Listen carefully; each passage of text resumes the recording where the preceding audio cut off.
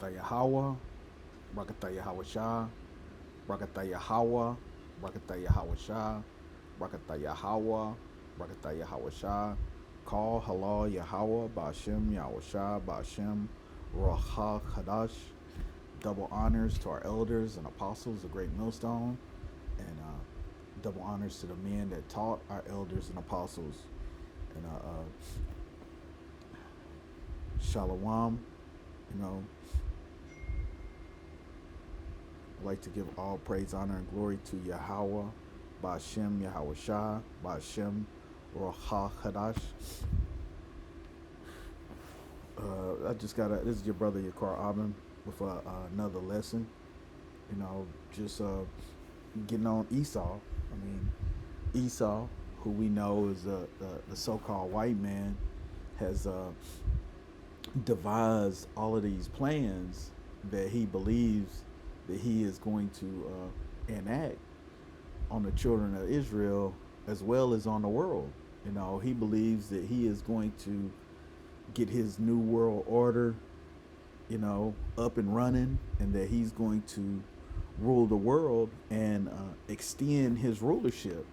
But you know, we understand that the Heavenly Father has written in His words the things that are going to take place on the earth. You know, he's not going to be able to accomplish his goals because the Heavenly Father is has his, you know, like they say in the world, he's got a key in his bag and he's winding him up. You know, Boosie Collins, pull my string, I'll sing, I'll dance, I'll play for you. Yeah, maybe we'll get there. But this is Isaiah chapter 29 and verse 15. It says, woe unto them that seek deep to hide their counsel from Yahweh by Shem Yahweh Shah, and their works are in the dark, and they say, who seeth us and who knoweth us? You know, so these elites of Esau Edom believe, you know, that they're going to work their plans against the Heavenly Father. But I mean, it's futile. I mean, it's no, it makes no sense.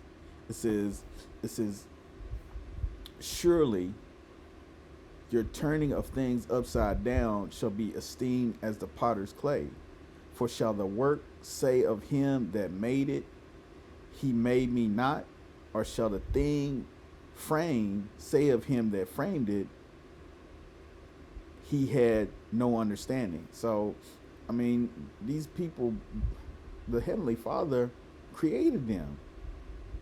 And he puts the information in their head, the things that they're going to do, according to Job. Let's get it. Uh,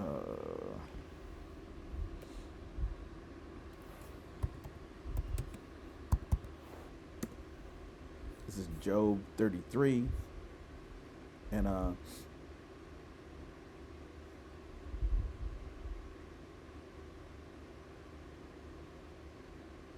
this is Job 33, and verse 13. It says, why dost thou strive against him? For he giveth no account of any of his matters. You know, why you want to strive against the Heavenly Father? He don't have to explain to you what it is he does and what it is, you know, the things that he wants to happen on this earth. You know, that's up to him. And it says, for the Most High speaketh once, yet twice, yet man perceiveth not.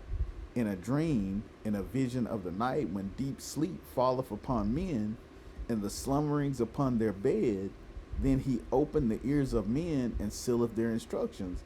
So, you know, how are you going to strive against your Creator when He's the one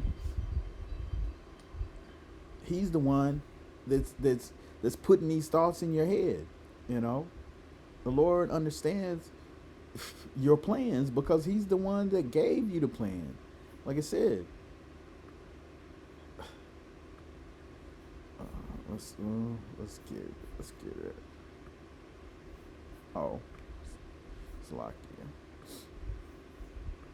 Like it says, surely your turning of things upside down shall be esteemed as the potter's clay, for shall the work say of him that made it, he made me not? Or shall the thing framed say of him that framed it, he had no understanding? The Heavenly Father is the one that has you doing the things that you're gonna do. So I mean, you can't hide your counsel from him, because he's the one that gave you the counsel. He's the one that gave you the knowledge of how to make a microchip. You know how to make your digital all that you want to mark everybody on the earth. This is Job chapter 21 and verse 27. It says, "Behold, I know your thoughts and the devices which you wrongfully imagine against me." The Heavenly Father knows your thoughts because He's the one that gave them to you. I mean, you know, He's the one that gave them to you. There's nothing that you can do. There's absolutely nothing that you can do, you know, to change your fate. You're going to have to go into captivity. Esau Edom is going into captivity. Yeah, you're gonna get your new world order started, but as it says in Job, let's get it. It says, this is Job chapter 20 and verse 23. It says, when he is about to fill his belly, talking about the elites of the Edomites, the Most High shall cast the fury of his wrath upon him and shall rain it upon him while he is eating. So when you believe that you have your new world order in place, once you have mandated that everybody has to get your mark in order to live in your society, guess what? The Heavenly Father is going to bring his wrath upon you, and then you're going into captivity. Simple as that. The Lord has declared these things from old, and the Lord He's the one that gives you the instructions of what you're to do, and then He gives the prophets that same intel. The Lord gives the prophets the intel of what you're gonna do so they can avoid it. The Lord is playing chess with Himself. He's moving pieces around. This piece, well, I already know what that piece is gonna do, so I'm gonna I'm gonna move this piece around to counteract it. The Lord is playing chess with Himself. So who wins? The Lord. Yahweh Ba'Shem Yahweh Shah. Because He's controlling both sides. Let's see.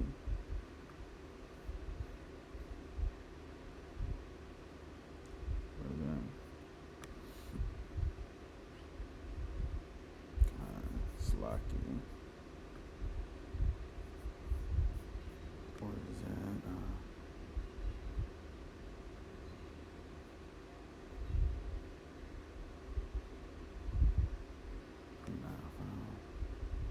I already got that one. Slocky, yeah.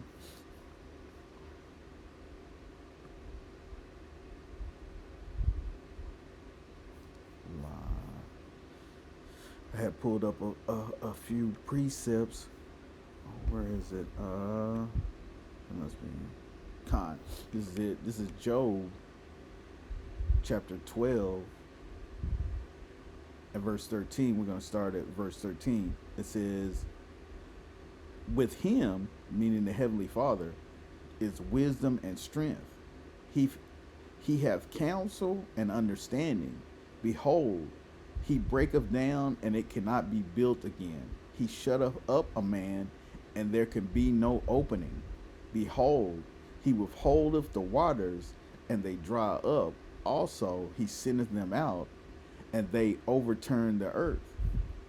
With Him is strength and wisdom. The deceived and the deceiver are His. So, the Heavenly Father He's playing both sides. He knows the outcome because He's the one making it happen. you know. But we're gonna give you an example of that and close it out.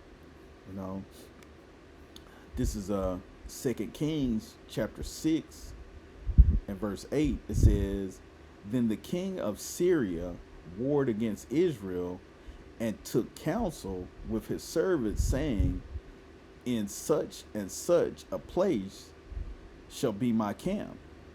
And the man of the Most High sent unto the king of Israel, saying, beware that thou pass not such a place, for thither the Syrians are come down."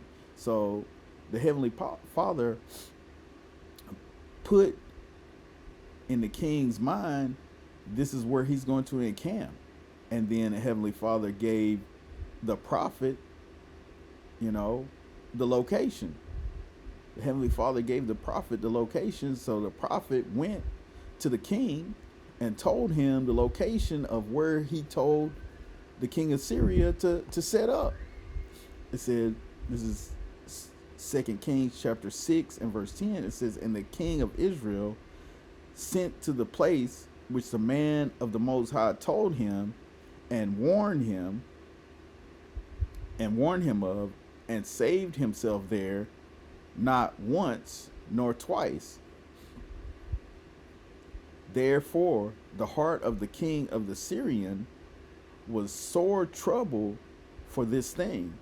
And he called his servants and said unto them, will ye not show me which of us is for the king of Israel?" He was like, well, which one of us is a spy? The king wanted to know which one of us is a spy. And he says, this is 2 Kings 6 and 12. It says, "And one of the servants said, none, my lord, O king, but Elisha, the prophet that is in Israel, telleth the king of Israel the words that thou speakest in thy bedchamber." So, the Heavenly Father is the one in control. He's the one in control of all these things. So, it is what it is. That old song by Bootsy Collins.